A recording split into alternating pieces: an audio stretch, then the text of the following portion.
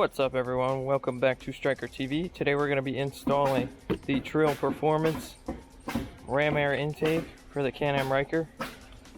Sorry about all the noise, we got birds over there, somebody getting the roof done behind us, but just bear with me.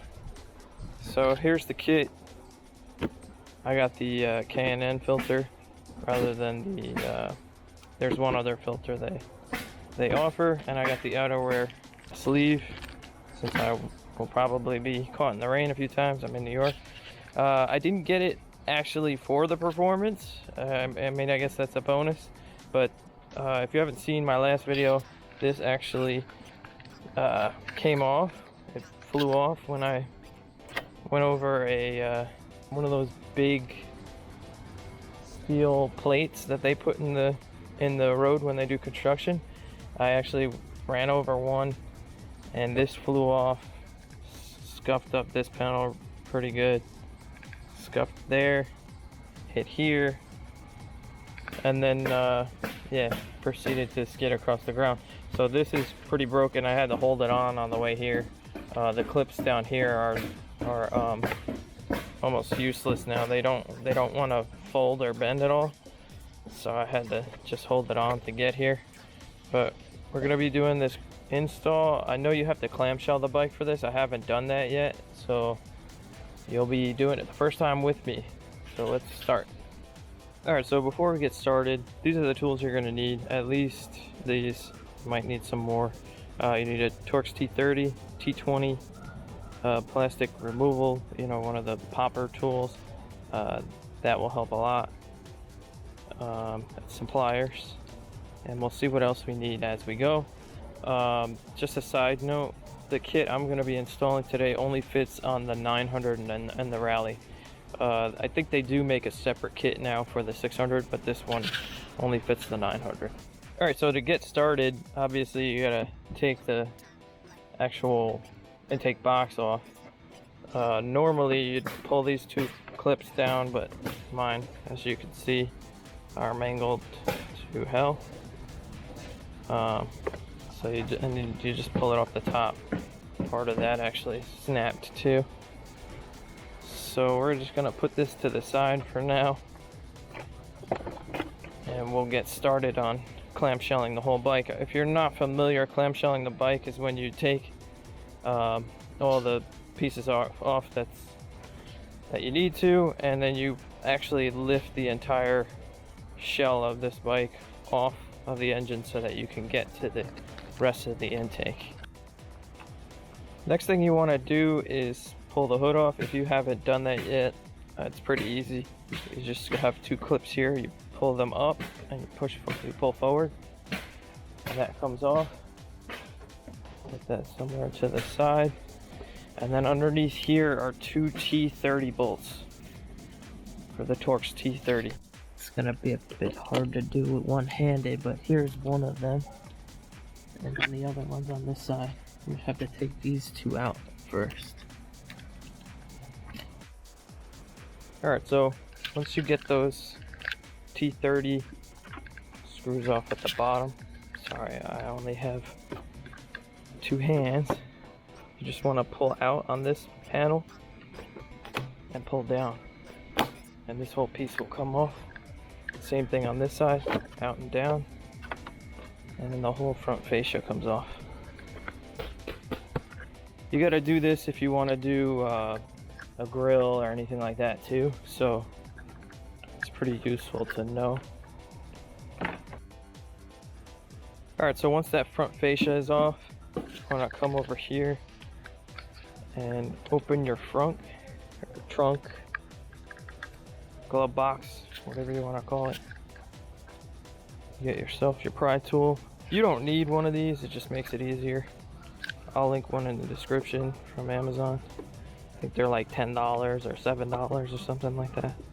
It just makes it easier to get underneath that rivet and pop it out. So there's two on this side, two on this side, and then two over here, two over here. These are the actual push pins that you take out to take these panels off. I don't know how your dealership worked, but at my dealership, they asked me what color I wanted. When I got there, they hadn't even put them on, so they just put them on in, you know, literally 2 seconds. It takes, how long has this taken? This has been like a minute so far. And if there's no push pins in already, you could just pop them in really quickly. But yeah, just take your time. You don't want to break any of them. If one comes out like that, you didn't break it, don't worry about it. They come apart. So this, I'll show you on this one. See, they're slotted and they're grooved so that they only fit in one way.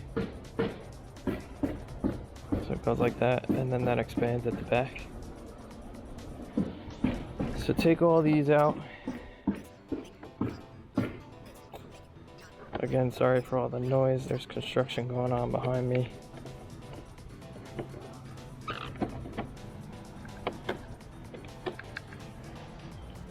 I like to just keep them together this way. I don't lose one of the pieces. And these are all interchangeable. They're not different sizes on any of these, so you can't really mess them up when you're putting them back. So once these are off, these push pins are off, you just pull down. Be careful down here, there's another little push pin. Just pull that up, and then this whole panel will come off. Only reason you have to take these off is because you have to take the actual glove box off. And to do that, you need to have these panels off. Again, for this side, just pull there. Pull on this little push pin there. And they come off. Really easy to get these off. I've had these off a few times for the headlights, for stuff like that. Alright, so next up you'll need the T20, which I have right here. The T20 is for the glove box on the sides here. I've taken the glove box off as well, so mine might be a little bit easier than yours. Just be careful with these screws because they're self-tapping screws, so you can strip them when you put them back in. Just don't over tighten them. Nothing needs to be over tightened on the plastic pieces on this bike. Put those somewhere safe. Once these two screws are out, you can just pull up on the glove box, and then there's two poppers that hold it on here and on the top here. You just kind of have to.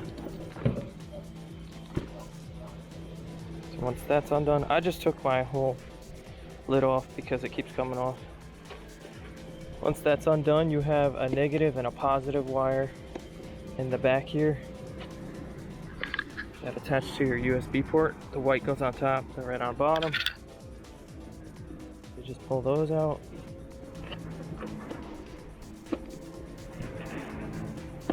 Before you pull the whole trunk out. Glove box, whatever you want to call it. So there you can see now we can actually have access to the rest of the parts of the intake in there. Alright, so once that's done, to get the side panels off, there's more rivets. So there's a plastic rivet here. You're gonna pop this one out. This is hard to do with one hand while filming, but there's one here. And then one right here, one right here, and then this whole side panel comes off. I've had this off when I installed the jockey shifter. So, like I said, it's just three little poppers. It's easy. One thing I wanted to point out too is if you're like me and you have your foot pegs all the way forward, when I went to put this panel back on when I did my jockey shifter, this peg popper didn't want to line up, and it's because the foot peg, if it's all the way forward, there's a piece of plastic that holds it from going any further forward than that, and that's attached to this panel. So you might want to back your peg up just to get that little popper in, and then you can put the peg back in. Alright, so those are the three poppers, the three rivets. Once those are out, you can just grab this panel at the back here, pull down, grab the panel up front, pull out, and you just need to pull this little, there's a little lip in here that you need to pull out. This plastic is pretty flexible, so don't worry about breaking it. Alright, so it's the exact same on this side. You just want to get these poppers here. So this side's a little bit different because you have the brake there. What you want to do, if you don't know how to do it, is you pull the peg up, pull your brake towards you, out towards you, and drop it down just so it's out of the way. And then you want to just pull this panel off just like you did on the other side.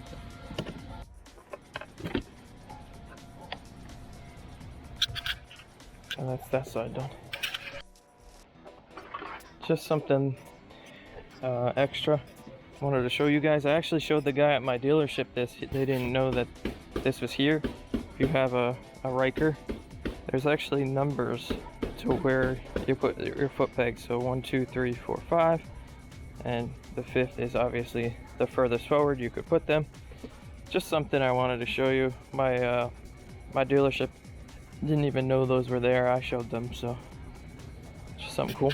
Alright, so now that we have all of those panels off and we have the glove box out, the next thing that you want to do, which is the reason why you have to take all of this stuff off, is there's 2 screws in the front here. Only the rear one comes out. This one just loosens up. This one comes out, this one comes out, and there's 2 under the seat right there that come out. Now the reason you want to keep this one in and just loosen it is once all of these bolts are out, you can actually just hinge the whole bike up on this one screw. So we're gonna do that now. Take these out first. This is a T30. They're not actually put in too tight, so you can actually get it by hand if you just have a screwdriver. You don't actually need a ratchet or anything like that. Alright, so there's that one. The next one is right here.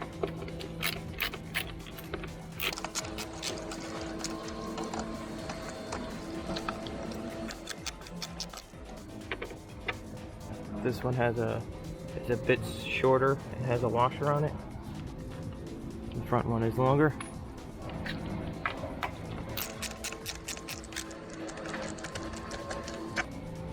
Again, this one's shorter with a washer. The 2 underneath are right here. It's good to have something that can pivot like this, because it's going to be tight to get in there. Alright, so the rear ones under the seat are a little bit shorter than even these 2, and they have no washer. We'll come around to this side. This one out. This one out. Now as you take these screws out too, you can feel the bike begin to move a bit more, because this is what literally holds the entire shell onto the bike. Take this front one out. These are all T30s, but again, this one is longer than the rest and has no washer.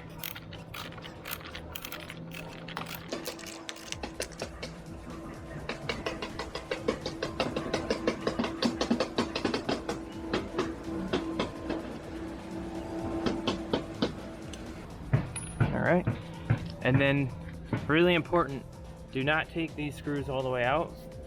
All you have to do is break them loose a little bit. So they're going to be just as long as that last screw. So you could take them out a fair bit, but I wouldn't take them out all the way. Come around to the other side, do the same thing. Sorry if I'm rushing, I'm just trying to get this while the light is still out here.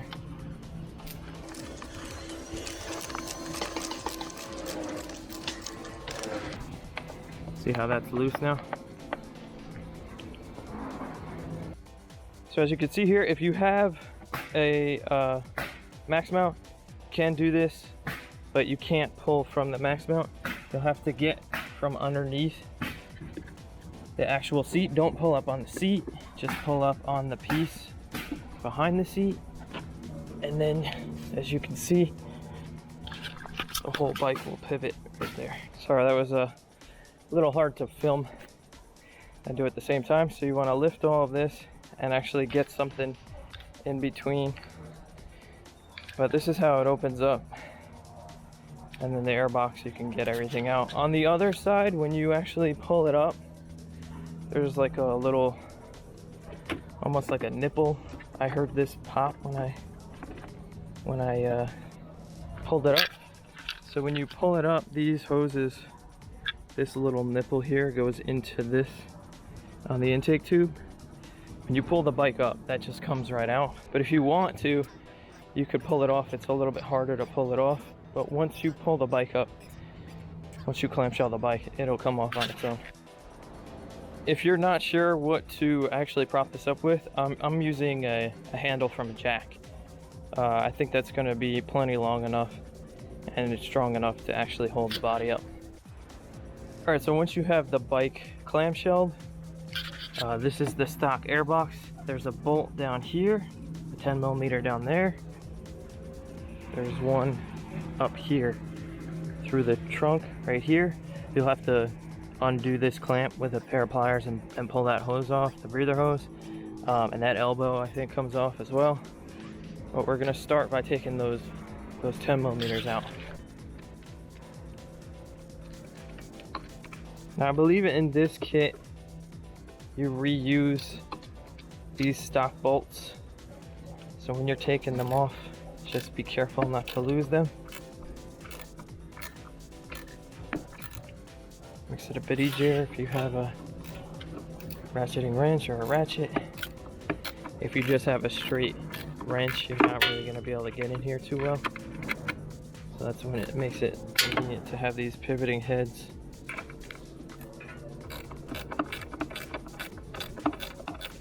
Also, if you want to do your headers, which I wish I had the headers, because now would be a perfect time to do them. As you can see, they're right in front of me. And clamshelling the bike. I heard you can do it without clamshelling the bike, the headers, but that's obviously one of the easiest ways to do it. So it looks like for the one on the inside, a ratchet's gonna be your best bet because it's pretty tight in there. That's what she said. Alright, once those two bolts are out, you have to get a pair of pliers around this breather hose to squeeze that open so you could pull that hose off. With the transmission, you have to turn this quarter knob, and then there's a screw right here to get this elbow off. Alright, so when you get the actual intake, they give you the elbow, but it's not attached. So what I did, just to kind of line it up for now, is I put it in there just to see where it would line up. And I put the elbow on. I tightened it to be a little bit snug, but not fully tight. Alright, so what I did is I put the smaller clamp on this side. I made sure that the screw was on this side, and on the inside I made sure the screw was facing up so you can get to it a bit easier once you drop this panel down, and you can get to this one when you pull this panel off. The inside, with that breather hose, you have to get this hose on that big nipple right there. Sounds weird, right? But since it's a bit wider, I'm just going to use a little dab of oil just to get it started. Spread that out a little bit. You really don't need any more than one little tiny drop. It's just to get that on there good. You want it to go all the way flush with the new intake. So you take that clamp that was on the original one, Take your pliers, open that clamp up, and just work your way with it all the way to the rear.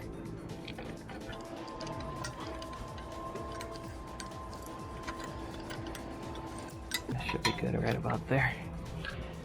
So once that's done, you don't want to tighten everything yet because you want to make sure everything lines up before you get everything tightened, because this piece down here has to line up with the factory hole for the airbox. And right now, as you can see, I'm having to actually like force it. So if you keep everything loose, you can turn and twist things to where they need to go to then fit where you need it. Alright, so once you have everything on there pretty loose and you can move everything around, you're supposed to take this stock bolt and that held the airbox on and put it on to hold this new intake on.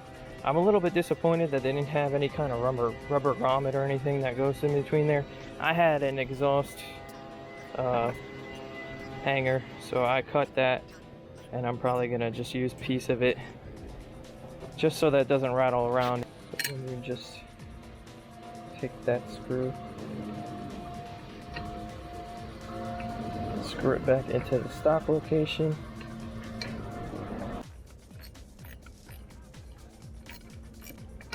So I might actually go, after the fact, I might actually go out and buy a rubber washer. I didn't know that this kit didn't come with it, so I kind of just made my own.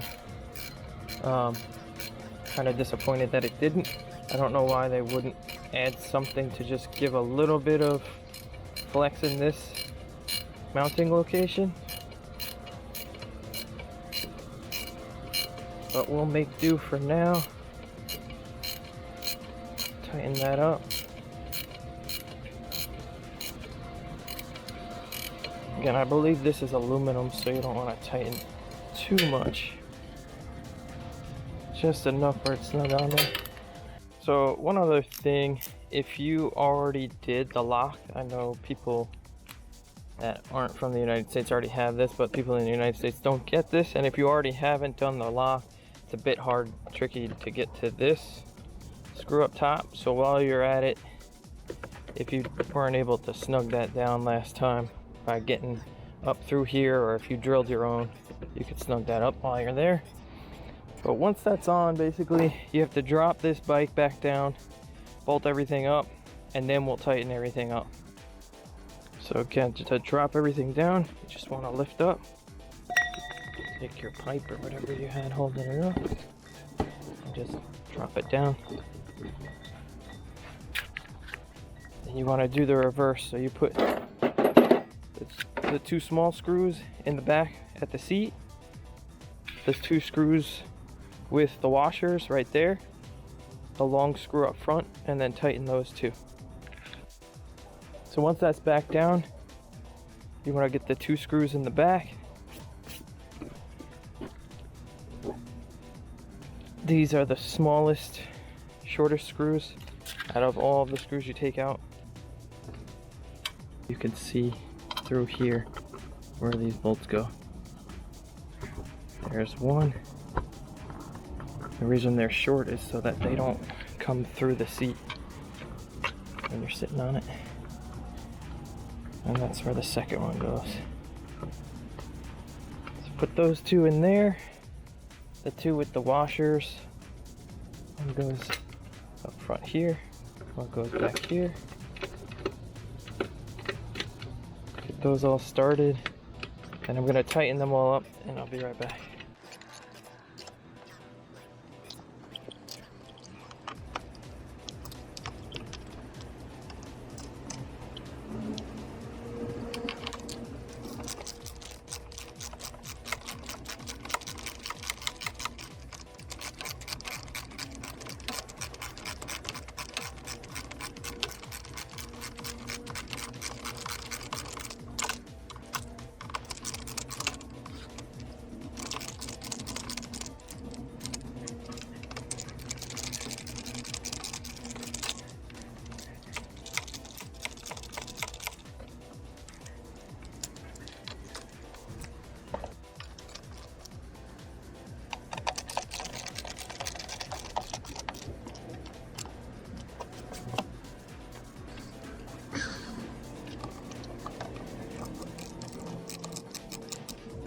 Alright, so next we're just gonna reinstall all these panels the same way we took them off. This is the right side.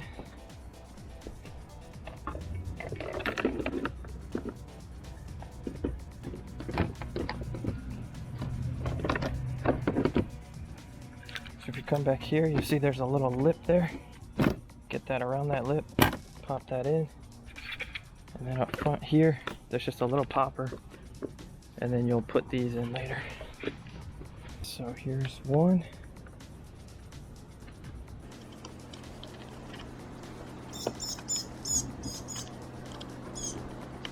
That's one.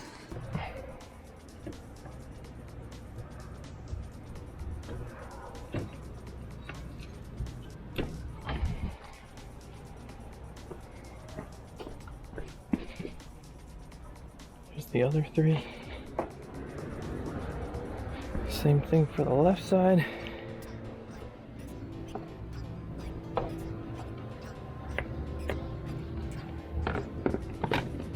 Once again, here's that little lip I'm talking about.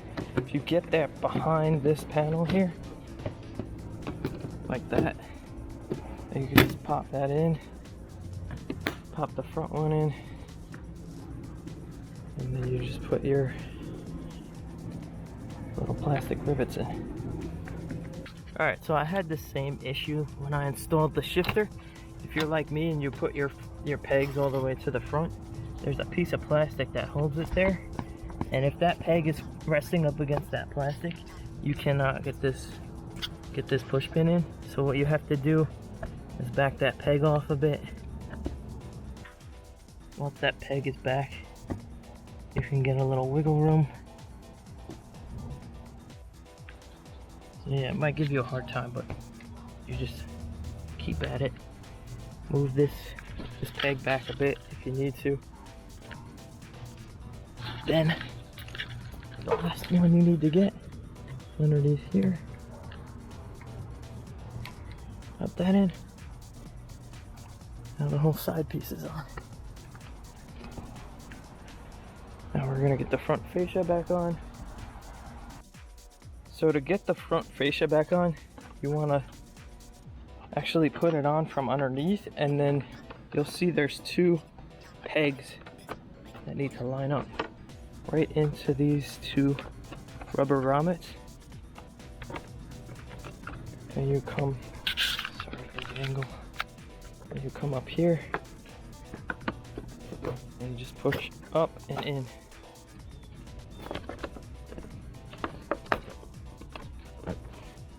Up and in, and that's back on. Then you put these two back in underneath the two T30s.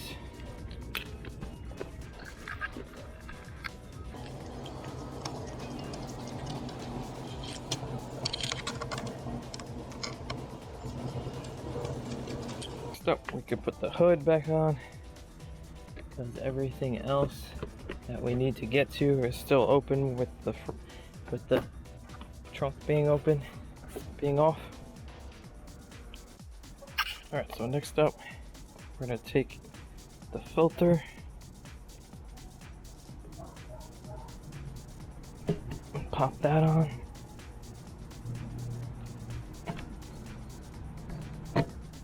Make sure it's seated well.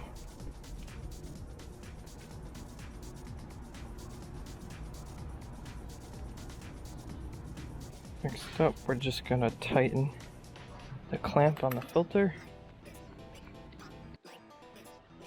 Alright, so my filter isn't touching. It looks pretty close, but it's not touching. So after you're done putting that on, you just want to come in here and tighten the two clamps that you left loose so that you could adjust it.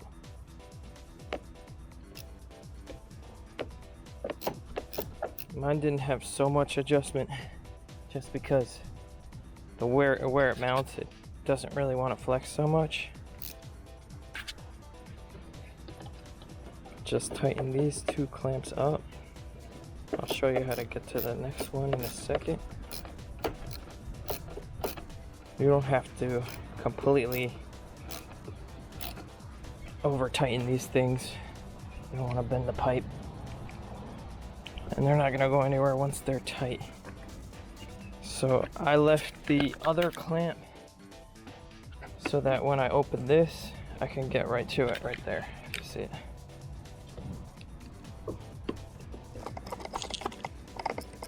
Just tighten those two up.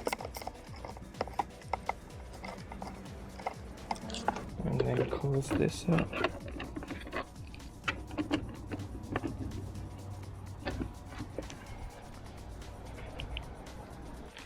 I actually got the outwear sleeve because we get hit with rain out of nowhere. So I think I'm just gonna leave it on. Throw that on now.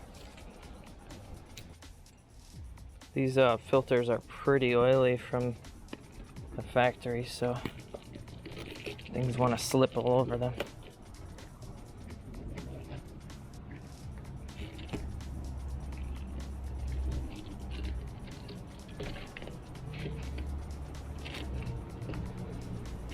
I know some guys just put theirs on when it's gonna rain, but I think I'm just gonna leave mine on always, because I never know when I'm gonna get hit with rain. And I like the black look instead of the red look. Okay, so now we just put the trunk back on, the panels back on, and it'll be done. Okay, so get the trunk, or glove box, whatever you want to call it. Remember, red goes on the bottom, white on the top.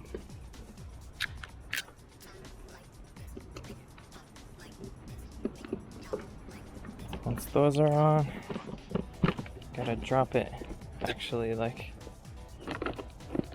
underneath this panel, and then that'll clip into that panel. Disregard it not having a lid. Mine likes to come off on its own, but you get these screws. Get these screws started on the side here. Again, don't over tighten these because they're just going into plastic, and they're self-tapping screws, so you don't want to break the plastic it's going into. Okay, so once the trunk is on, these two, this piece goes on top and this piece goes underneath. There's a little lip here that corresponds with the lip on the inside of there. There's a little popper here. Make sure that's aligned before you actually put anything on. Pop that in. Take these.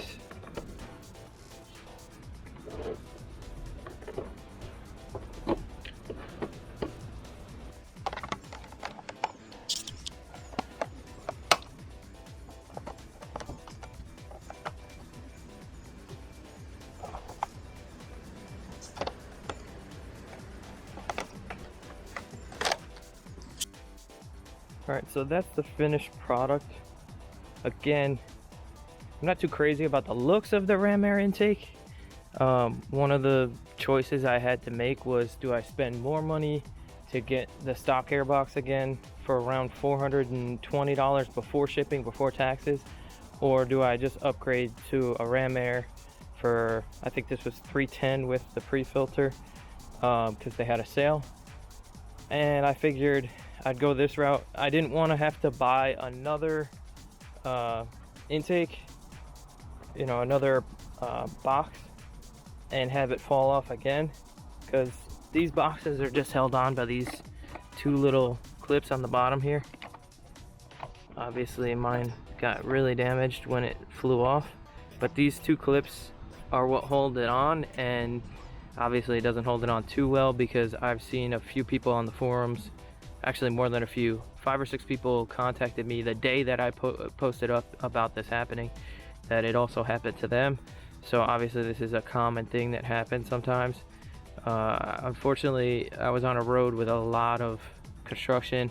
There was a ton of steel plates, and just one of them I hit, I guess, a bit wrong, and the bike didn't like it, and it spat this off.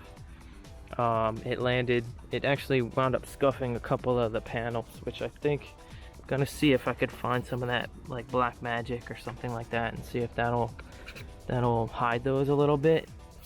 But it actually flew off, hit this, hit that, hit my shifter, hit my leg, and then bounced across the road. Luckily the guy behind me swerved out of the way and didn't hit it. But these clips were bent too far out of shape. The hanger on the back that holds it on was broken. Bunch of stuff was wrong with it. So basically, to buy this part, the silencer with the clips, and one other piece. Oh, the filter. Well, I could have reused the filter. It was a little ripped, but I could have reused it. But to buy all that stuff, like I said, was going to be around like $400. So I figured I'd go this route, see how I like it. We'll see how it performs too. Apparently it's supposed to give some more performance. One thing I want to know in the comments from you guys is, what do you think about this sticker? I'm not too crazy about it. I kind of want to take it off, but I'll ask around, see what people think before I decide to do that. I do like everything black, so unfortunately that leaves this whole piece open for the silver. I might someday go in there and just coat it with some black, just like I said, to hide it off, because to me that looks a little bit too unfinished. But we'll see how I like it over time. If you have any questions, drop them in the comments below. Please like and subscribe, and I'll catch you in the next one. Thanks for watching.